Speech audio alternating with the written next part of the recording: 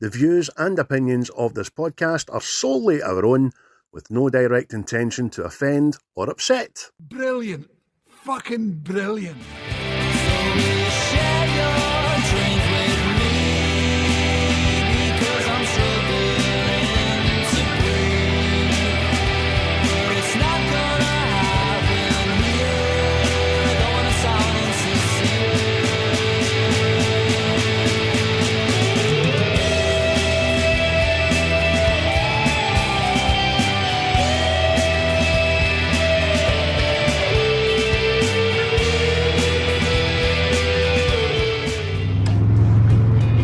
It's not just a car, it's a total image. An identity you have to go for. This isn't some high-tech sports car.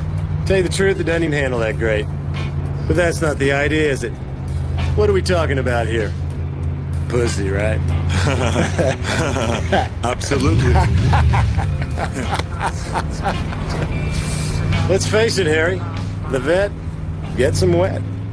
Good day, one and all. Film fans of all shapes, sizes, ages, creeds, and views and opinions, which in Scotland is a touchy subject as of the 1st of April, which we've just been talking about. But hey, we will always be true to ourselves. We are Wits of Script.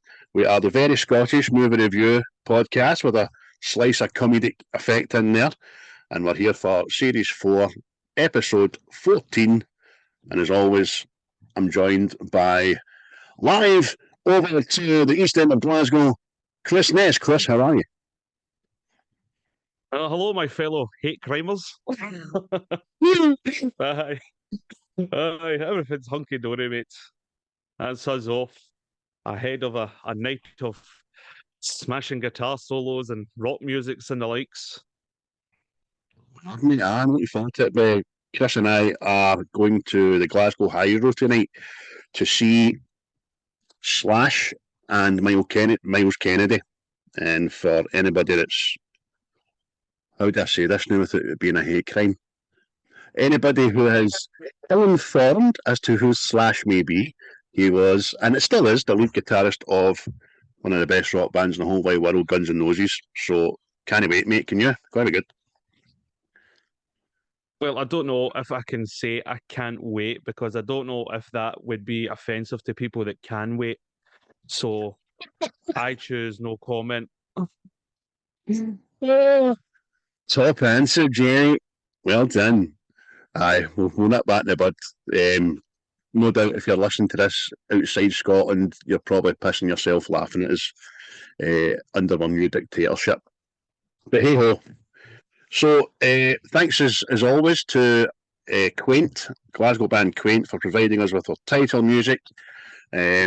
Smashing as always. Boys are going great guns, as I keep saying. Check them out on Spotify. You'll be very pleasantly pleased by what you hear, I'm sure, if you like the kind of indie rock kind of music scene. But how are you this week, Chris? What's been happening? What have you been watching in that? Well, I watched 2 newer movies this week. I watched Imaginary, that horror film. Let's just say, well, I'll not just say because people will watch it and probably like it, but for me, it was a no-no.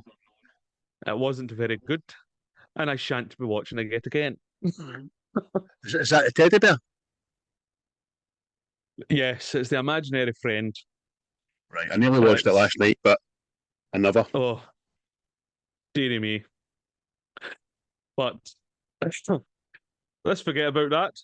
I also went to see Godzilla and King Kong. And I know I know a dinosaur fighting with a giant monkey is ridiculous already, but that film was overly ridiculous. It was just there was parts of it that me and Boswell were fucking laughing out loud in the cinema at parts that weren't supposed to be funny. Right. I'm telling you, there's without spoiling it for people, there's a part where King Kong and another big bad monkey are like sizing each other up, right? And let's see, like to take for instance, like an action film, like when the goodie and the baddie are like kind of giving wee remarks to each other and all that, and going, "Ha, that's not what I think of you." See, this happens in this film, but it's grunts. Smack talk.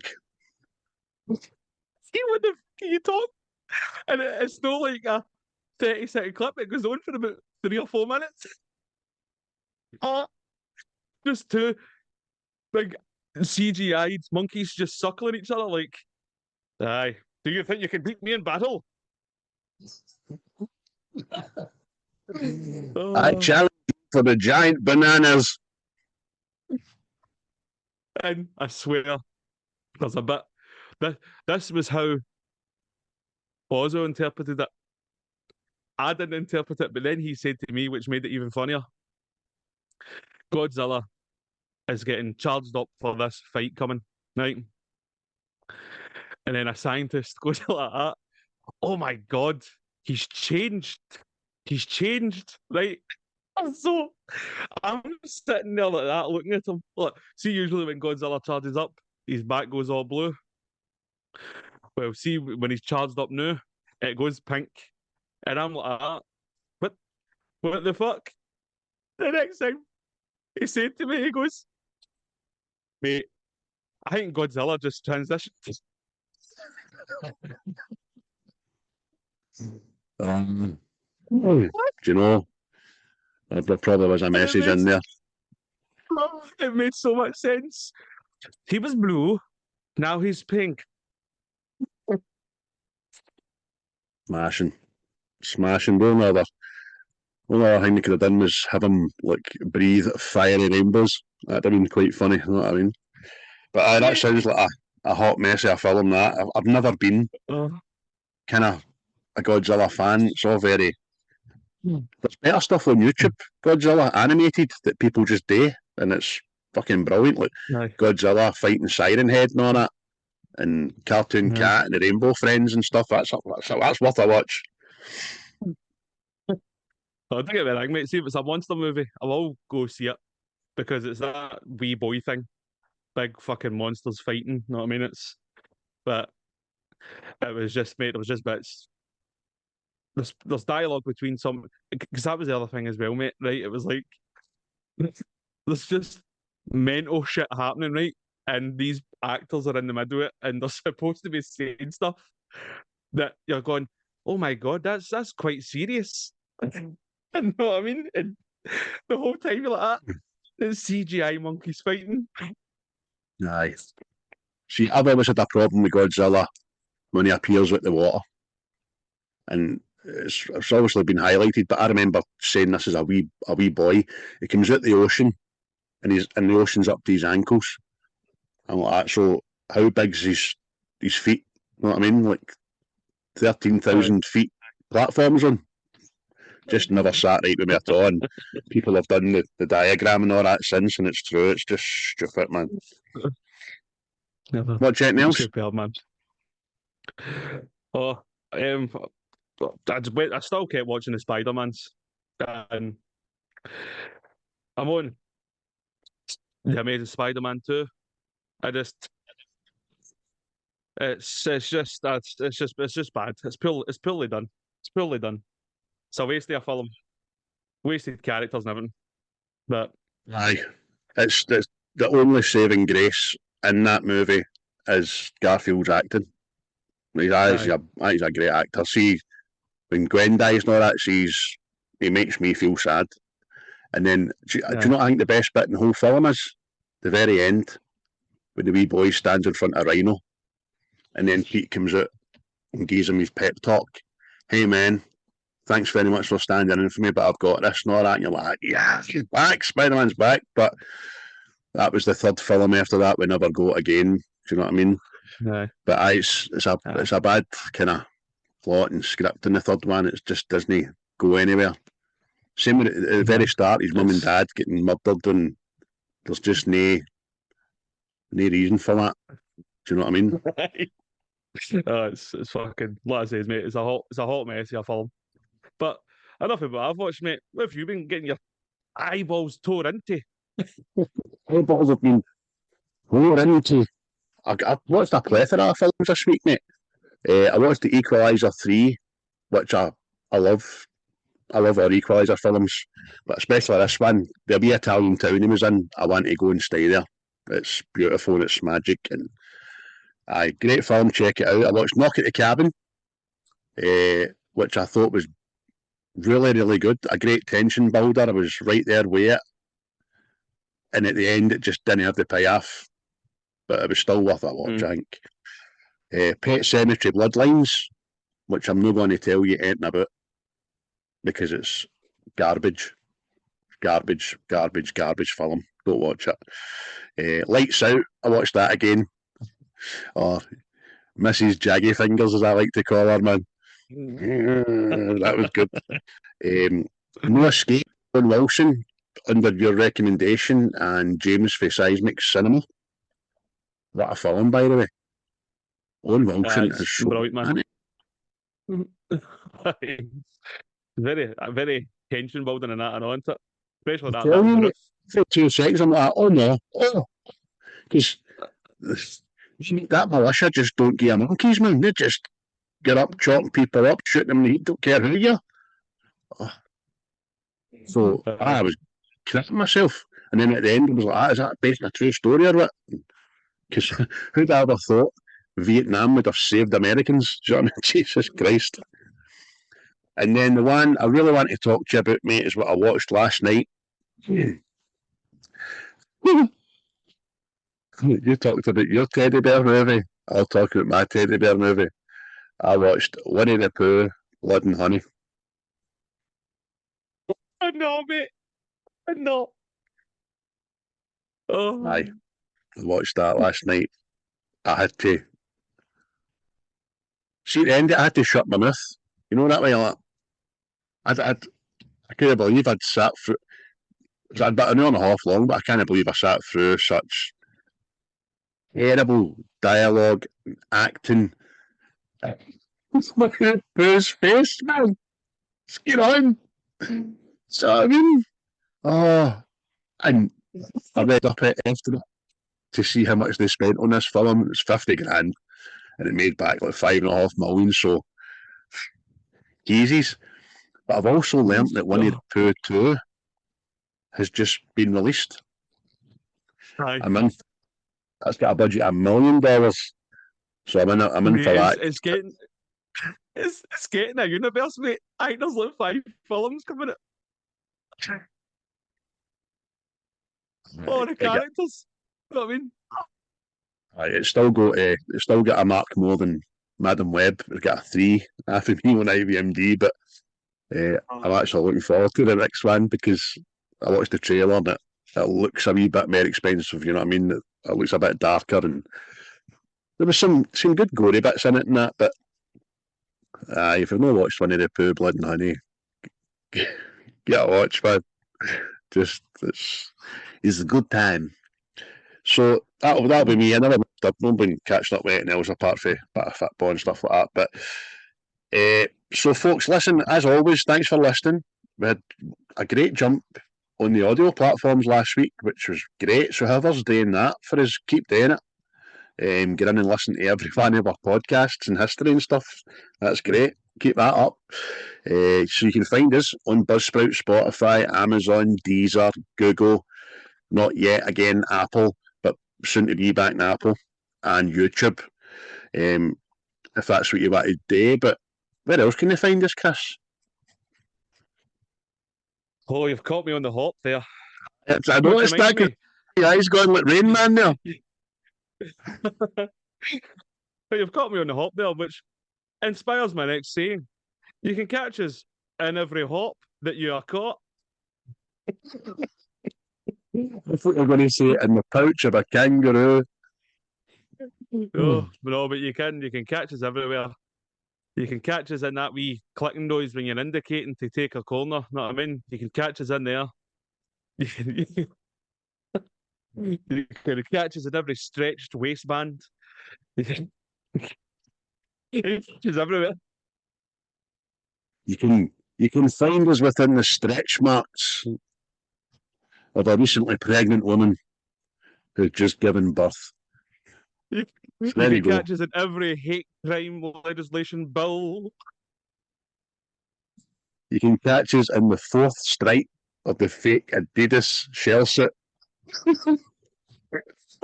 That's enough of that shite for this week. So there we go, folks. You can catch us anywhere. You can catch us like a cold.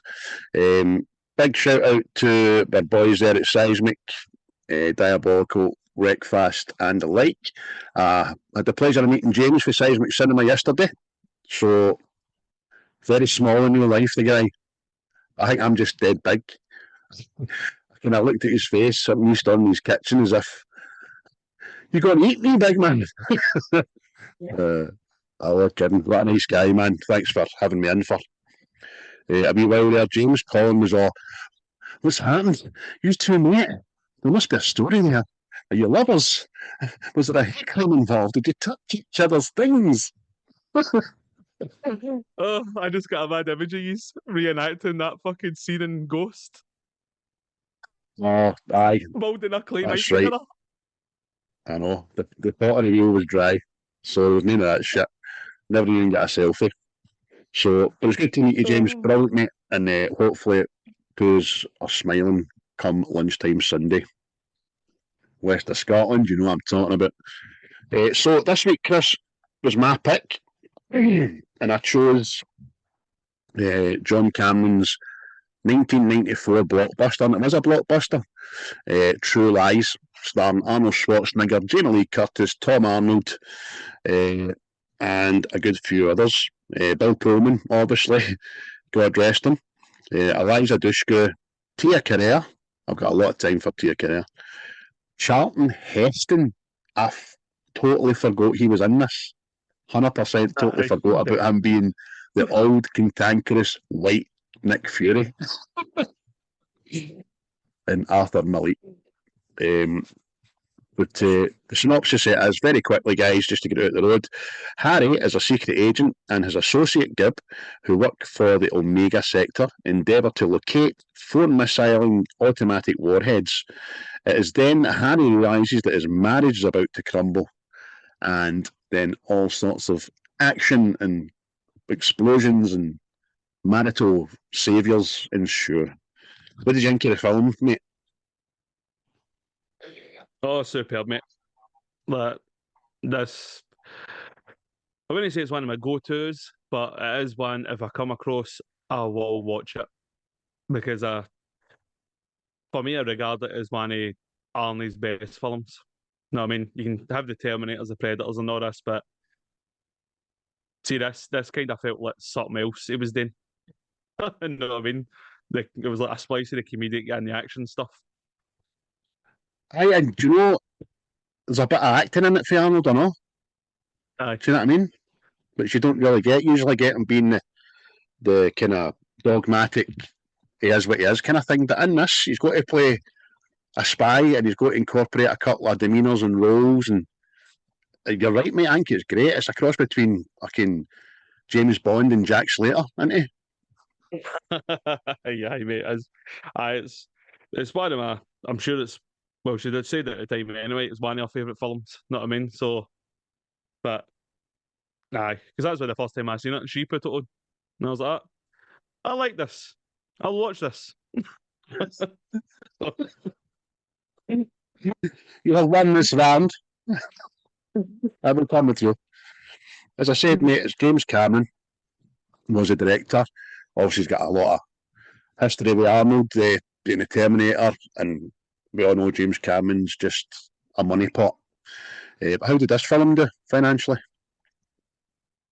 Oh, stupendously well there. If I'm right in believing what the internet has informed me, the budget was $115 million, which apparently was a big thing at the time. And it made back $379 million, which, again, is not to be sniffed at. So No, it's not to be sniffed at. In today's money, 30 years ago, by the way, 30 years, in today's money, you double that, and you can kind of get a true reflection of what it's done. But it was a lot of money for the time. And do you know, money well spent. I thought the practical and special effects were flawless.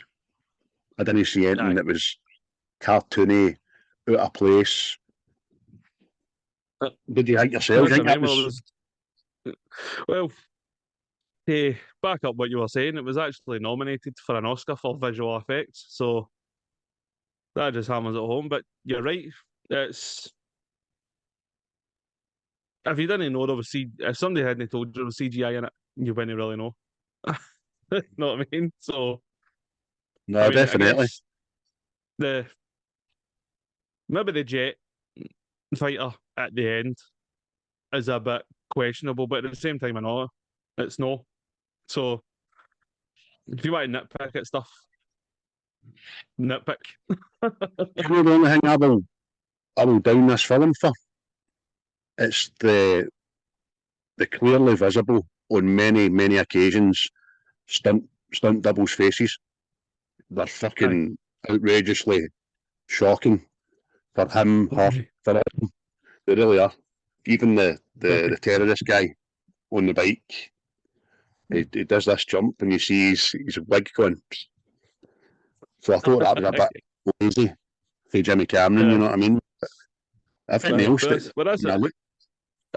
Big Arnie said that anyway. He says he would never do the stunts and all that stuff because he doesn't believe in taking work away from stunt actors. So there's that. That's a good thing to say. It's better than saying I'm a shite bag, innit? You know what I mean?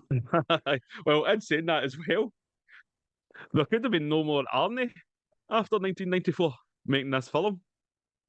Because there was apparently nearly a massive accident. See when obviously there's a horse chase scene, see the chase on the horse, and it comes to the end of the building and doesn't jump. They built this kind of wee ramp thing that the horse would stop prematurely before it got to the edge. But while they were filming it, the horse got spooked and nearly fucking ran off the edge. And the bold Arnie had to slide off the horse and a stuntman caught him. You see if they didn't manage to get this horse, they would have fell, was it 90 feet onto the concrete flare and they've been dead. There goes my hero. Pure other guy's stuff, man. I never knew that, mate. I never read up that wee bit of trivia. That's hairy. Yeah. That's what I mean. The Bulging terminated by a horse.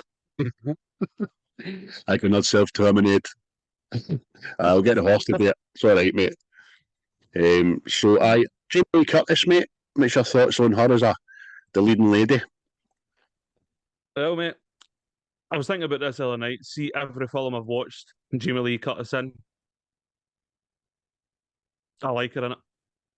This included. No, I mean, I think she plays the wee shut-in housewife very well. And as a character arcs through this, you know what I mean? You see there's something else hidden inside Mrs. Fox. Aye, there's a burning within. There's a fire that can't be put out, and it needs to expand. I like you, mate. I think she is tremendous. Do you know what I mean? It's amazing what a wardrobe, a pair of glasses, and a pretty lame hairdo can do to a person. And then she stops in front of that mirror in the hotel lobby and just transforms herself with a vase. You know what I mean? And again, this is because there was a massive criticism about that dance scene, see the seductive dance scene. There was apparently a massive bit of criticism about it because it was exploiting fucking women and all this stuff and all that. But apparently, Jamie Lee Curtis made up the dance routine herself. Right. Just done it. No, I mean, she picked the song and everything because originally the plan was to be the light would go and it would just be the silhouette here, but it was her idea to do it in full light. So, you're right, mate. She came out and poo-pooed it, and she says well, part of this trivia is as well that the actual the underwear was her own set. She wanted to wear her own underwear, so that was hers. She wasn't forced to wear sexy underwear. Do you know what I mean? Aye. But it's quite funny. It says there that the striptease scenes where Jamie Lee's Curtis was practiced extensively with James Cameron. It's a fucking better one, man. Aye. That seems like an abusive yeah. cover, Can we go again on that? that. Another thing about that Mr. bit as well was when she falls, it was something she had lived, but Arnold wasn't told about it. When you see him jumping up, he'd done that for real, but they had to retake it because it was too real. And he jumped up and went, "You all right? You okay? Are you okay? What's wrong with you? You're on the floor. Pick up your towel." Aye, because apparently as well, when he was interviewed about that, he says, "And was your wife happy with this scene?" And he's like, "Oh, I phoned her every day," and I says, "I hated every second of it." I'll fucking bet you did. Because we now know what Big Arnold was like on set back in those days, you know what I mean? But he's still a treasure. Aye. But mate, see, as far as you're talking about like lighting Jamie, mate, everybody in this is brilliant. I mean, one of my favourite characters in it is the Bill Paxton character, and you're not supposed to like him, but I think Bill Paxton is just that likable. He is. Do you know, it turns into see, remember Good Science when he plays Chet, and then he starts begging when he gets turned into a job, and he's like, "Oh, come on." He turns into that guy. He's brilliant. He is. He's a sore mischief movie, man. He really is. Aye, man. That's everything, mate. Everybody in it, even the bold tier that you've got a lot of time for. Know what I mean? She plays a attractive bad lady, but also carries it well. She does. And at that time, I know, me and my pal Christopher, we watched Wayne's World every day for like 2 years, and she was a big part of Wayne's World. She was Cassandra in Wayne's World, and she's got a cracking voice and all that kind of stuff. And then she was going on just after this today, a sort of kind of like Indiana Jones series thing that used to be on, National Treasure kind of thing. She was an artifact hunter and all that, but she's a great actress. Listen, even Tom Arnold in this, who if the studio had their way, wouldn't have been in it. He was great. It was a comedic relief a lot of times. I thought his partner was excellent. We'll probably touch on some of the lines later, some of the scenes as well, because what was it? John Cameron invited him in, saw the chemistry with him and Arnold, but the studio didn't want him, didn't they? Nah, because at the time he was, well, I think he was going through his real divorce to, was it Roseanne Barr or something like that, and apparently there was a lot of negative shit in the media and stuff, so they didn't want to be attached to it. But kudos to the Bill James. He went, right, well, if he's not in it, I'll be taking this film elsewhere. So stand by your man, as they say. Right.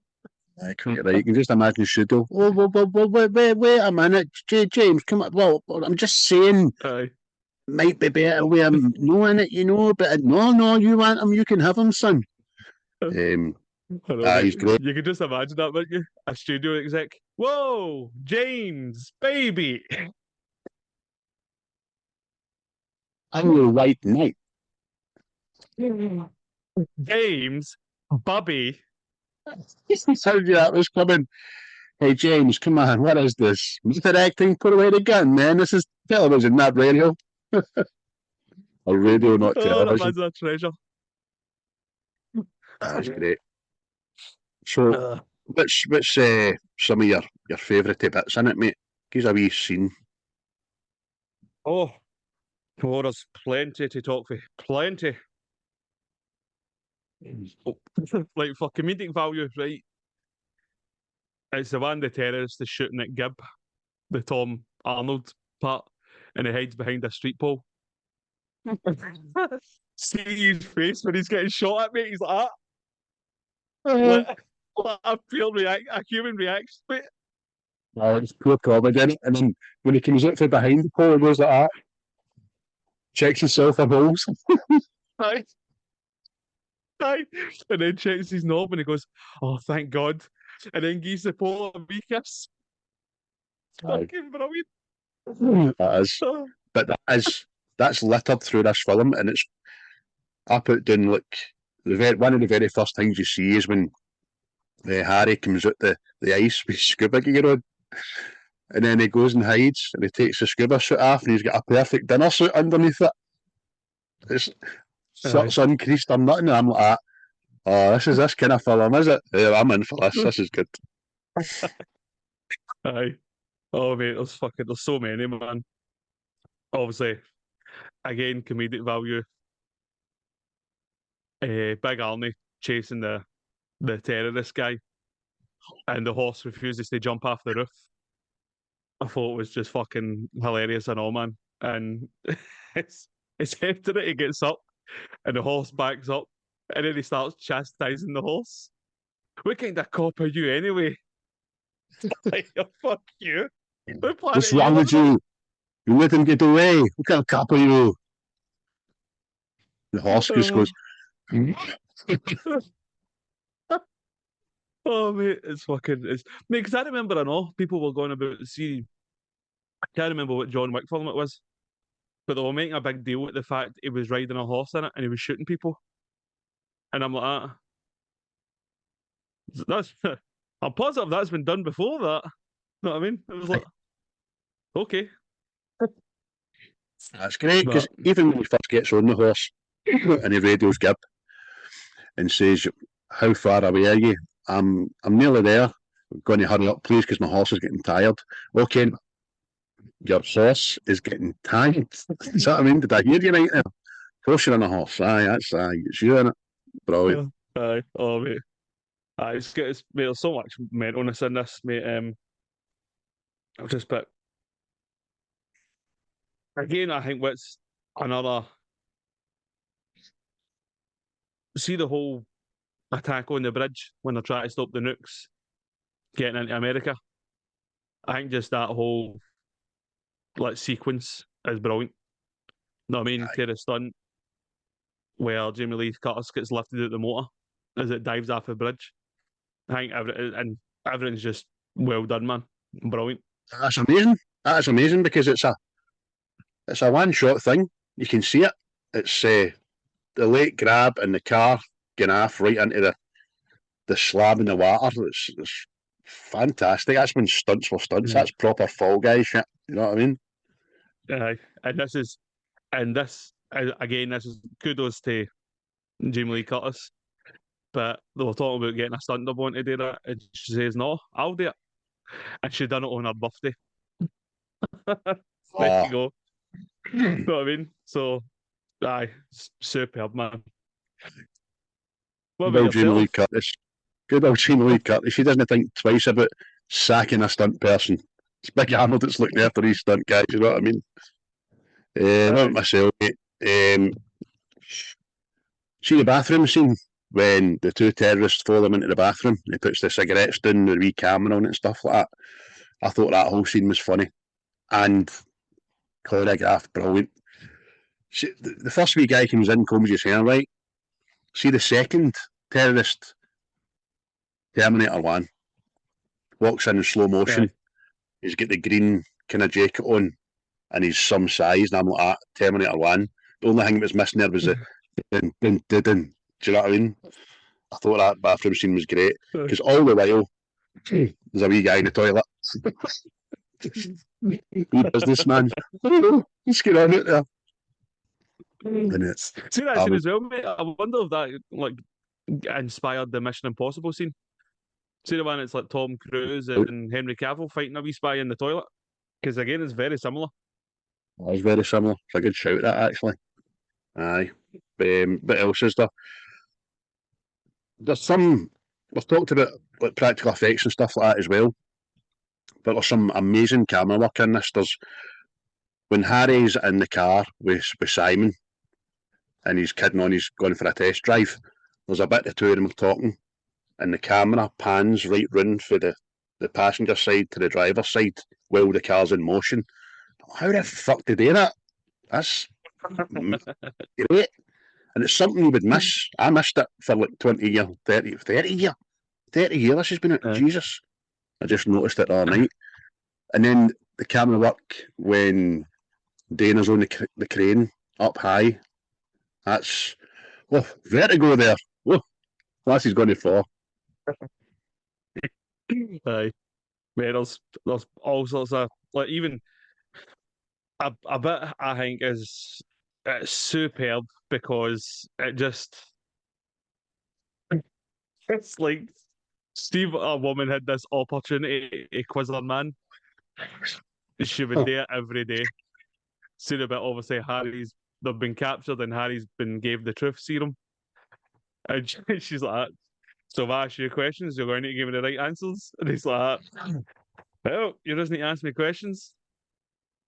No, I mean, it's just, are we going to die? Yep. Aye, that's great because the next question is, like, have you ever killed anybody? He just goes, yes, but they were all bad. It's a superb scene, man, because it's like this opportunity. Because obviously, for people that haven't seen this, Harry's wife doesn't know he's a spy up till this point. Know what I mean? Because what I think is also the comedy in this is fucking great, by the way. Because see, when they get captured after the sexy dance, Jamie Lee Curtis's character thinks she's the spy getting taken away, and she's like, just leave him, he's got nothing to do with this. Aye, that's amazing, man. He's a sales rep, for goodness sake, it's me you want. Shut up. And he's already got like, oh, come on, guys, let the hooker go. Aye, come on, she's a nobody, let the hooker go. That's brilliant, man. Aye, she's still no twig, she's that innocent. Let me handle this, Harry. I know, she's been asked to do one up, and she's like, I'll handle this. That is great, man. What else I'm going to say? See another great scene, the fake Black Ops stuff to get, now her and Simon are in the caravan, or the trailer, and Harry set up the fake Black Ops to like take off the end of the trailer and all that kind of. That's great. That's great. Yeah, because again, that's hilarious enough. See when obviously the Helen character like kicks fucking Gib in the balls and she's running away, and then she bites Arnie, and then a wee guy comes out with a butt of his rifle and fucks on the back of the nut, and Harry gubs him. It's pure slapstick, man. And you put in the van and Gib walks away holding his balls going, shit. But when they get Simon up on top of the dam and take his hood off, and he just turns into the coward, and it's fucking brilliant. And he pisses himself, and I've got a little dick, it's pathetic.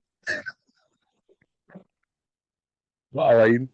Oh, mate, it's fucking so good.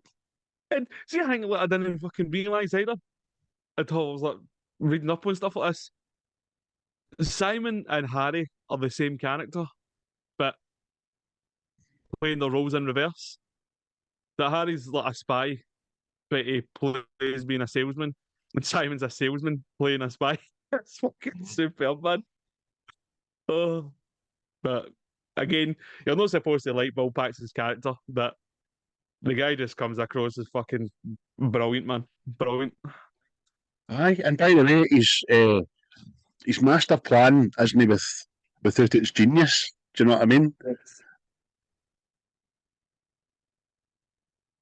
Oh, fucking brilliant. Wait, because obviously this film it's predominantly about like the relationship side this thing's in it, but see all the while you forget that there's actually fucking nuclear bombs and there's terrorists trying to like blow shit up. Know what I mean? Because you're like, 100%. because it starts out like we need to get closer to find out where these nukes and all that are going, and then the next thing it's just this relationship takes you in the middle of the film, and then come near the end, it's by the way, there's 3 nuclear bombs. Like, oh fuck, guys, so there is. That's right. It's not to the final act, you're like, aye, we better do something about this. That's them two sorted out. She knows what he is, and he knows what's happening with her. Everything's cool. Let's go and get the terrorist now. That's brilliant, mate. Oh. But there was a bit of, a bit of scandal surrounding the movie with regards to Eliza Dushku, who played the young Dana Tasker, and she was 12 at the time, wasn't she? Playing a 14-year-old. But in January 2018, Eliza Dushku revealed that when she was a 12-year-old child actress making the movie, she was sexually molested by the film's 36-year-old stunt coordinator, Joel Kramer. Dushku detailed how Kramer groomed her for several months to gain her friendship and her parents' trust, contrived to spend an evening alone with her, and then molested her. And it got even worse because when she confided in another adult, who's nameless, to approach Kramer about it, it was kind of poo-pooed, and then she says that he deliberately injured her doing a stunt as well. Aye. Fucking mental. Aye, because she broke ribs or something doing a stunt, and he was obviously the stunt coordinator. So again, mate, people like that, I've got my opinions. I don't know if we'll go to jail for saying them, but that cunt should have his throat slit. So simple as that. But it just seems again there's another thing cropped up that these people exist in a specific industry. So, and then obviously Schwarzenegger and Curtis and Arnold and James Cameron all apparently tweeted right away at the reveal and praised her for her strength and her coming out and telling everybody and stuff like that. But you're right, mate. People like that on this planet don't deserve to be walking on it. Do you know what I mean? Yeah. So there we go. That's only the kind of second film you've ever done with a bit of scandal. I remember it was Predator was the other one, wasn't it? Yeah. But there's plenty of other ones. So, but it's not right, man. And I mean, see the fact that she went and said to somebody, and then this guy still had the fucking job. It's revealing in some ways and all, but it's terrible, man. I find sadly it's a sign of the times as well, at that time as well, when probably an adult would have been like, shut up, you stupid wee lassie, you know what I mean? Don't talk crap. But there we go. No touching it anymore, I suppose. I just thought it was interesting to put it in there for context. Any favourite lines in the movie that we've not covered? Any favourite what, sorry? Quotes? Oh, we may as well just all of Tom fucking Arnold's lines, shall we? But there was a particular one as well, like debriefing with fucking Nick Fury, by the way. Like you, totally went out of my mind. I'm like, what the fuck? But it's a wee guy, I can't remember his name, but he was in fucking all sorts of films for a while as well. They call him the Sand Spider. Why do they call him that? Probably because it's scary. He's Faisal. Aye. Oh, fucking superb, man. Another one, after the Helen character has seen that Harry's actually a spy and he's killing people. Again, a wee back to the 90s when Stallone and Arnold were competing. She's like, oh, I married Rambo. Yes. I can imagine James Cameron writing that in just to annoy Arnold, you know what I mean? That's quite funny. Aye. But again, Tom Arnold, when he's talking about his divorce, and apparently this was inspired for his real life divorce. And so it's, what kind of sick bitch steals the ashtrays? She did. It's Roseanne Barr. fucking brilliant. For a bit of context, I can remember it vividly. Talking 30 years ago, over 30 years ago, when the two of them were going through their divorce, because Roseanne was a big deal, man. She had her own show, and she was like high-paid actress on television in America at one point. I think the two of them were getting mad with it. They were full of drugs and drink, and they were just going out in public and physically boxing with one another or wrecking restaurants, and they were just wild, man. So I can kind of see why the studio wanted to keep him at arm's length. Not to say that it was all her fault, but the two of them were as bad as one another. But I can just imagine a woman clearing it and taking the ice cube trays. Just having, it's a woman thing to do. A guy when I think of that, well, do you know what? Took everything. He's going to be gutted. He's going to want a fucking drink. I'm taking the ice trays so he can't have a cold drink. You know what I mean? Such a woman thing to do that. That's fucking genius. Genius, man. So fucking taking the batteries out of control. Fucking. That's a rotten bastard. Oh, the other man, right? I've just finished with Tom Arnold again. It's the party walks into the house and Dana is getting ready for school and she's got this helmet on and he just after the club says, "Oh, I remember the first time I got fired at your cannon." Aye. It's fucking so stupid but brilliant, man. Aye, it's quality, man. One of the things it says as well, women, huh? Can't live with them, can't kill them. A good line for Harry is when he gets the truth serum and the wee torturer guy comes back in with the mad wild eyes. "Hello, I'm your torturer today. My name is Khalid." But Arnold goes like that. He says, "Aye, that looks as if it's working." And Arnold says, "First, I'm going to use you as a human shield.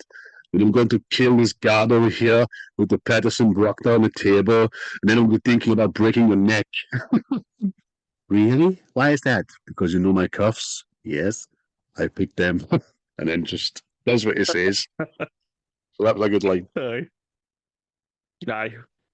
Mate, like I says, mate, there's all sorts of lines in this you could have wrote down. Know what I mean? See this daft wee one-liners, and it's the screenplay for it's brilliant, and the fact that it's James Cameron that done it, because apparently like he hired like comedians to write this as well, and then seen it for himself and went, "Nah, I'll just write this myself." Again, I think it's just like another side of like James Cameron you didn't see, because you think James Cameron sci-fi films and stuff, know what I mean? So that again, this is a bit out of the norm. Like we were talking about Sam Raimi, then Spider-Man, going for horror into a superhero film. I think this was like the same kind of ilk. Aye, definitely, and kudos to him for doing it. All right, it might not have been the $1 billion club as he's used to, but it was never a film that was going to be that way anyway. I think, like you say, he's done it for entertainment factor and just giving the audience a right good time, and his laughs all hit. I mean, even some of the other stuff, was that camera angle I was talking about in the car, and Simon's talking. He's talking about trying to sell the car. He says, "Let's face it, Harry, the vet gets him wet." He's like, "Oh."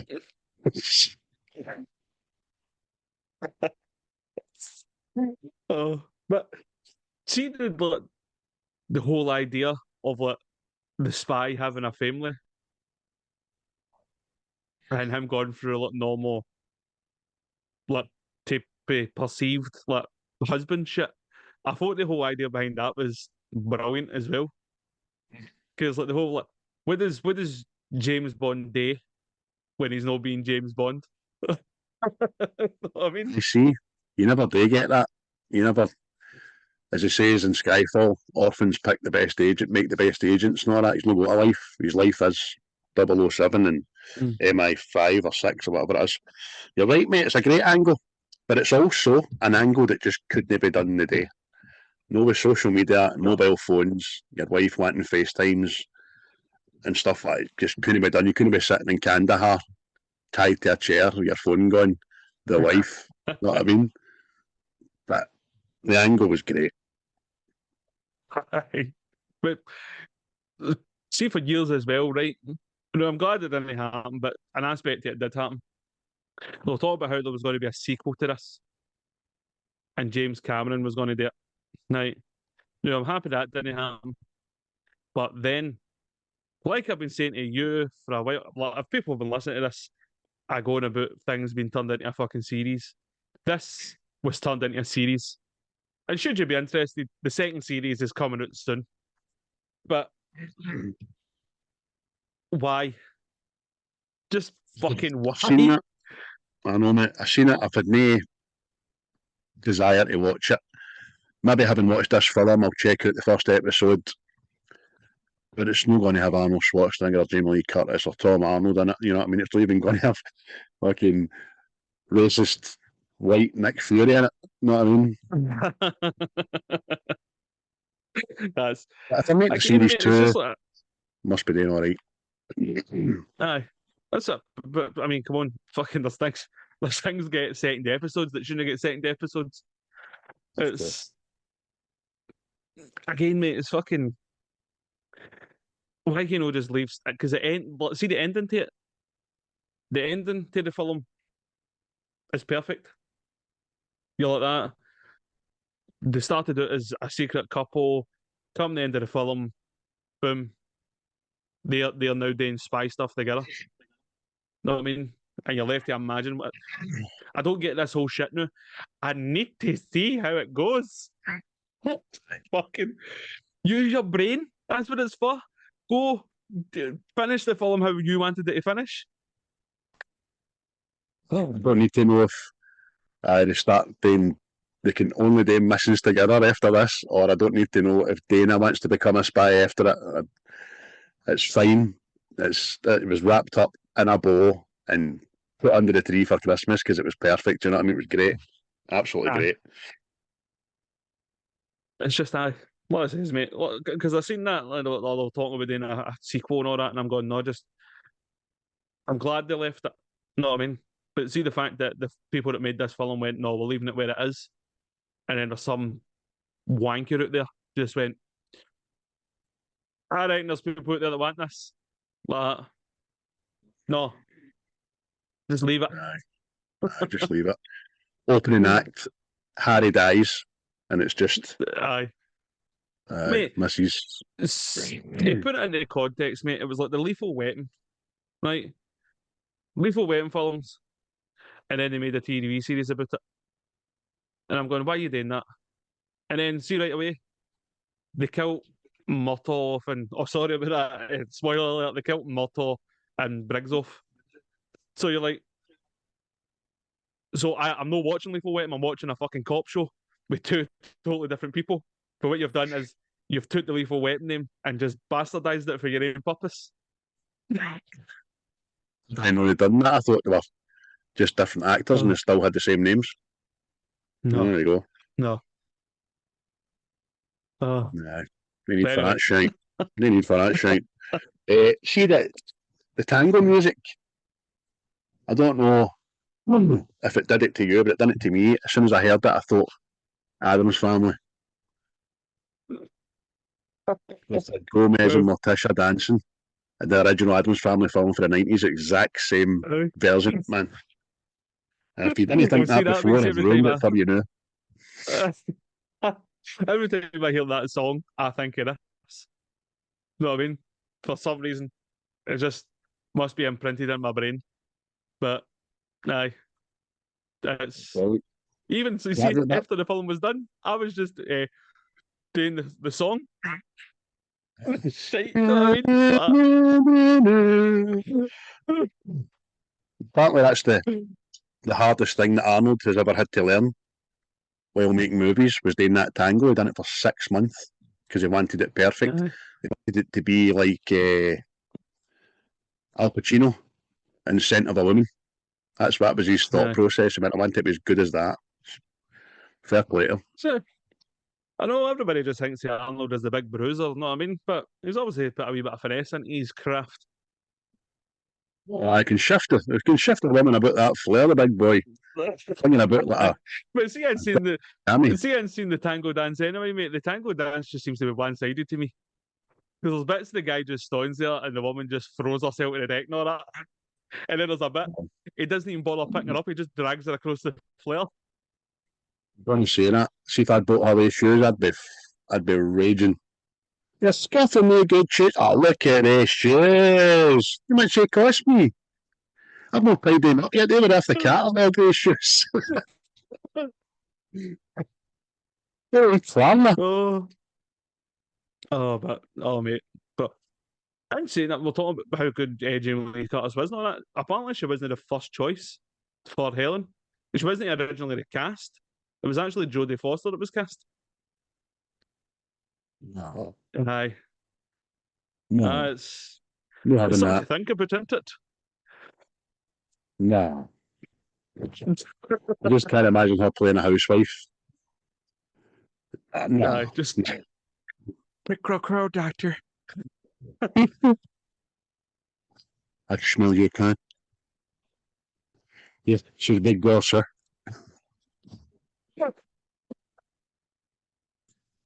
You think, does he want you? Does he want you sexually? Closer, please. Closer. Wait, see the way that's a tangent. See when Hannibal Lecter does that. That thing. I don't think it causes a cannibal. I think it's because it's freezing in there. That's him just chittering. Aye, there's absolutely zero radiators against the big brick walls. It must be chittering down there. But there you go. You get your blanket, Doctor. Jodie Foster. That's brilliant, mate. I like that. You know, another thing, I know we're getting right off here, but see, with regards to that film, if you've never seen the French and Saunders skit, being Silence of they do a lot of film skits, but the Silence of the Lambman's just funny because it just pans in and Don French. That's smashing. Oh, mate, I've not seen that in fucking years. I'll need to go find that on YouTube or something. But I think it was on now at iPlayer showing I was watching them round about Christmas and I'd forgot about them on the Misery one. I know Kathy Bates is absolutely brilliant. Loved a bit of French and Saunders back in the day. See the whole Harrier jets. I thought they were brilliant, absolutely brilliant. I see that it's like that shot you get when they've shot the missiles off to destroy the bridge. Again, just like single shot, mate. I was like, yes, this is cool shit. I know what I mean? Like, yes, I'm all for that. All the explosions and all the action is flawless in this, man. See, even when they make a comedy bit about it, I mean, the wee guys on the bridge pulls out a rocket launcher and the wee guys behind them, oh, no, and blasts him at the back. And then they're teetering out the bridge and they're like, the big pelican lands on them. So good.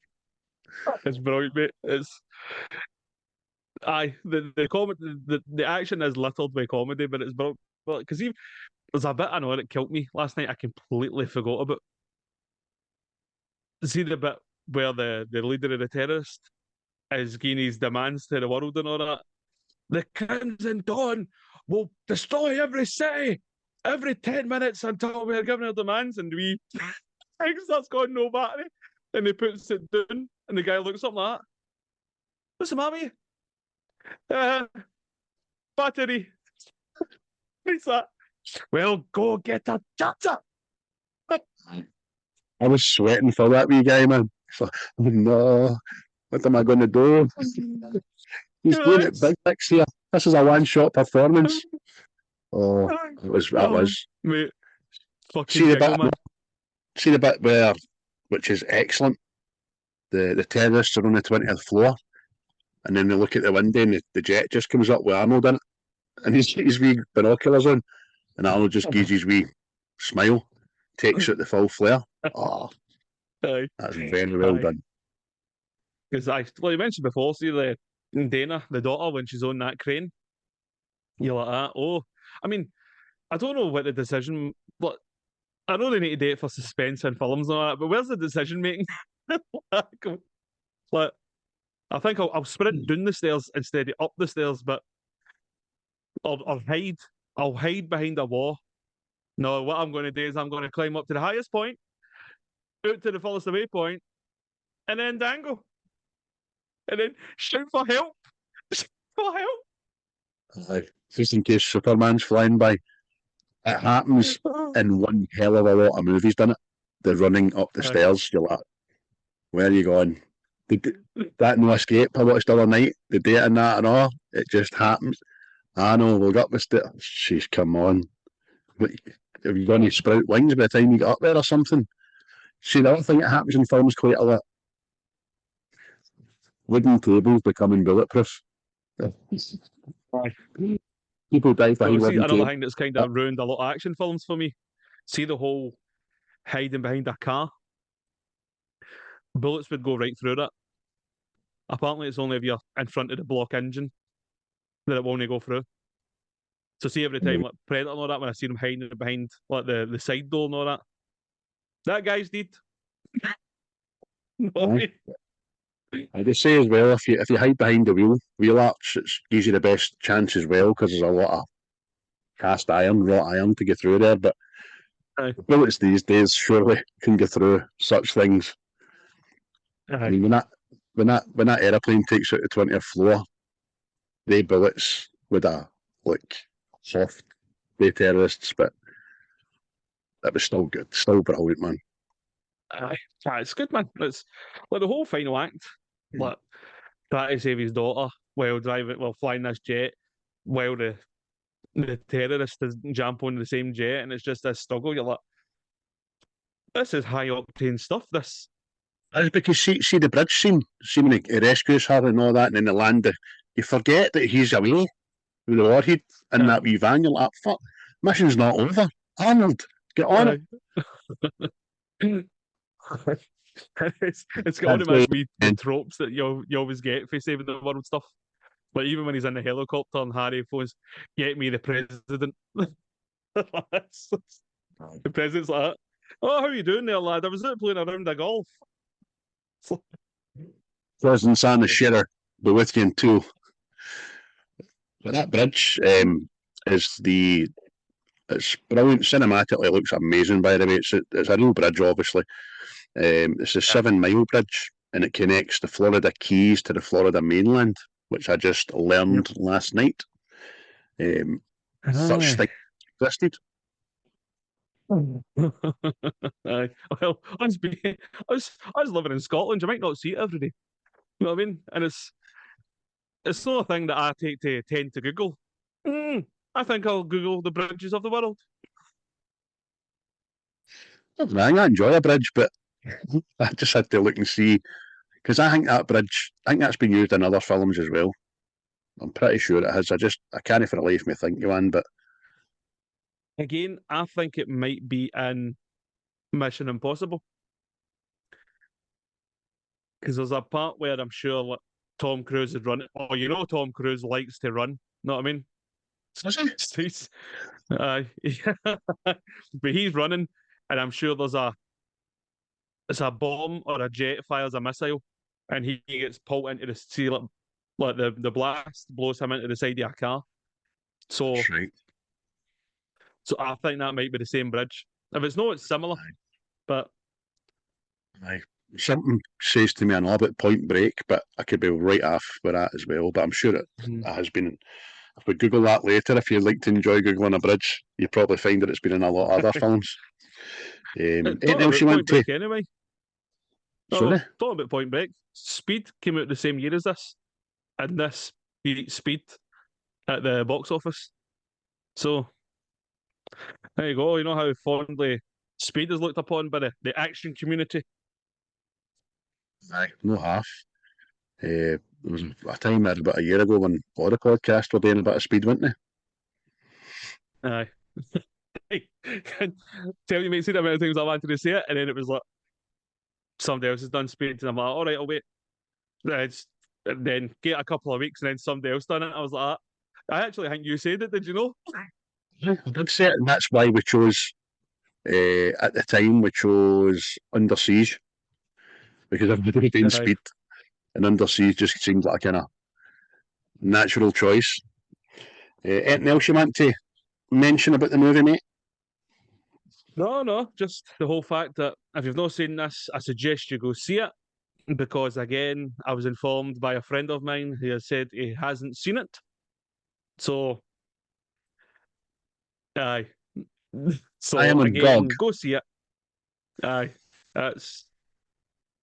it's great, mate. It's a brilliant action comedy spy film, and everybody in it's brilliant. Know what I mean?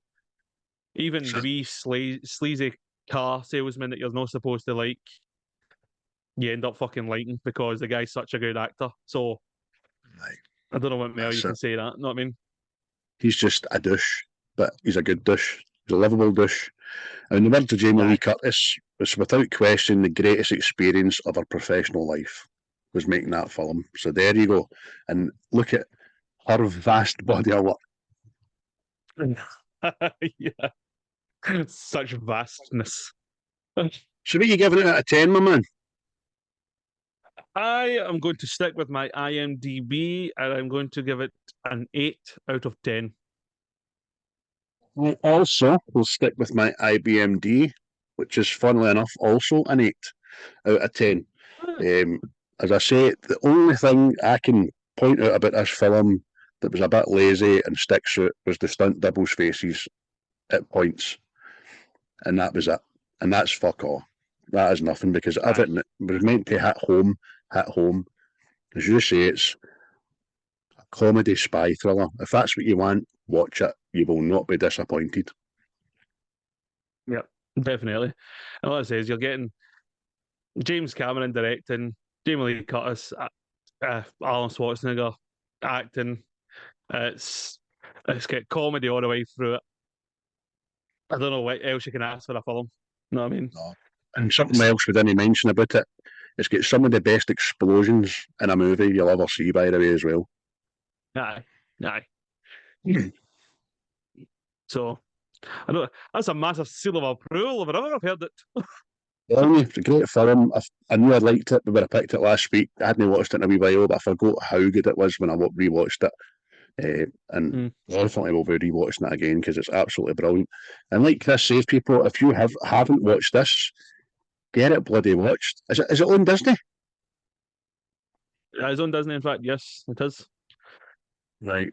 So there you go. You've no excuses. It's on the Disney Plus there, which every man, woman, and child seems to have these days. If there's one app, apart from Netflix, you've got Disney Plus. So get it watched. Yes. But otherwise, I'm sure you can pick it up somewhere else.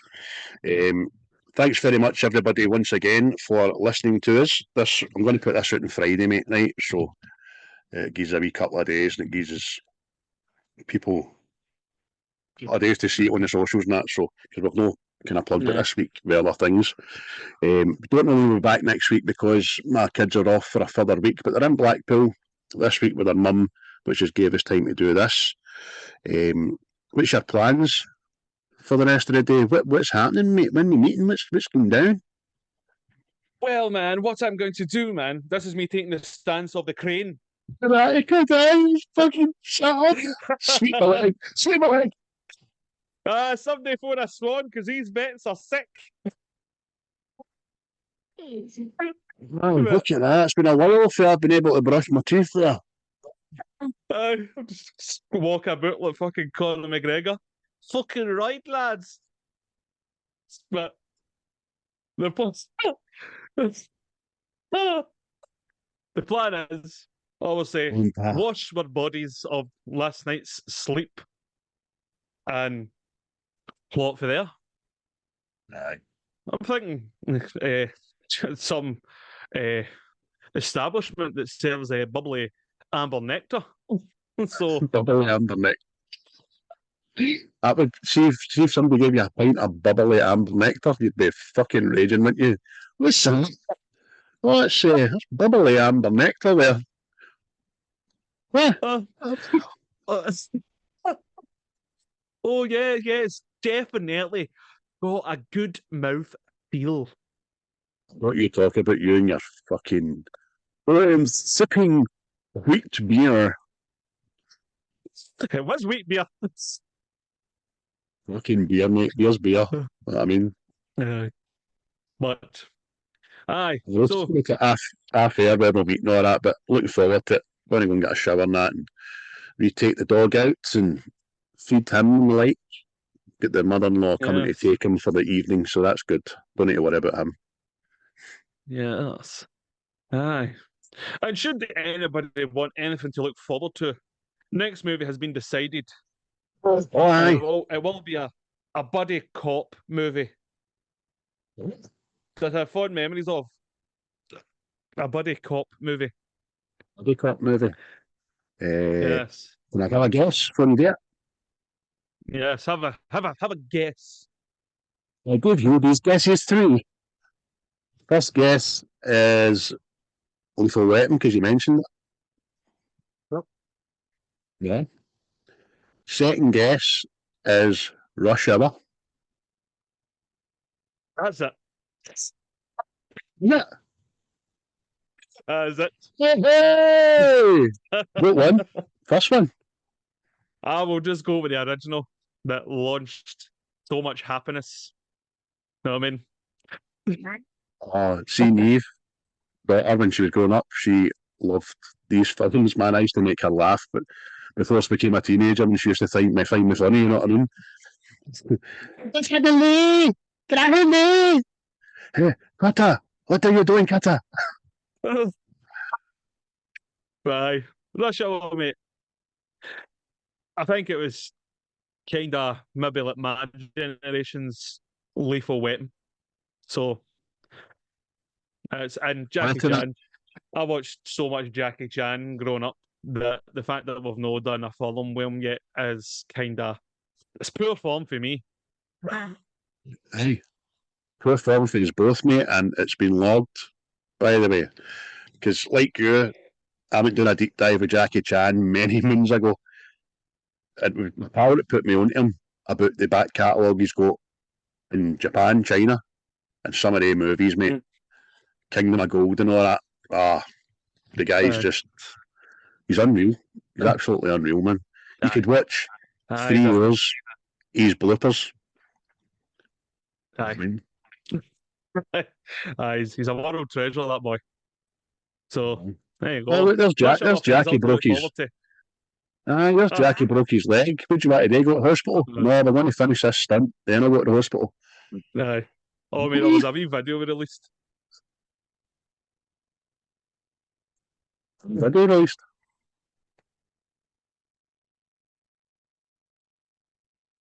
His daughter was kind of fucking heartbreaking. And they're watching the videos of him being like injured and stuff. So aye, some boy, the Chan boy. Aye, but apart from that, thanks everybody for listening and tuning in. Tell your friends, tell your enemies, tell their enemies, tell their enemies to tell their enemies. Exactly, and never stop looking for us, because you'll always find us. Never stop looking. Aye. Or as Elliot Ness would say, never stop fighting till the fire is down. What do you say? Never stop fighting till the fire is down. Fuck off. Aye, thank you so much for listening, everybody. If you enjoyed it, as Chris says, please consider sending it to someone else who might like it. Word of mouth is how we grow, and your support means the world to us. The absolute planet of Earth to us. It really does. Which is good, because we've fixed the ozone. Did you know that? Didn't know there's no ozone anymore. Not heard about the ozone in about 30 years, so they must have fixed it. Big shout out to all our homeboys, as we did at the start, and listen this week for especially Seismic Soccer, which is back. And Diabolical did Napoleon Dynamite, which was a good listen, and a film I've not seen since it was released, and I'll need to go back and watch it. Aye. Very niche movie, so it is. Aye. I can't remember if I really liked it or no, to be honest with you. I just remember the dance. That's it. I just remember it for the dance. So, but hey ho. But again, thank you everybody, and see you next time. Bye. The views and opinions of this podcast are solely our own, with no direct intention to offend or upset. Brilliant. Fucking brilliant.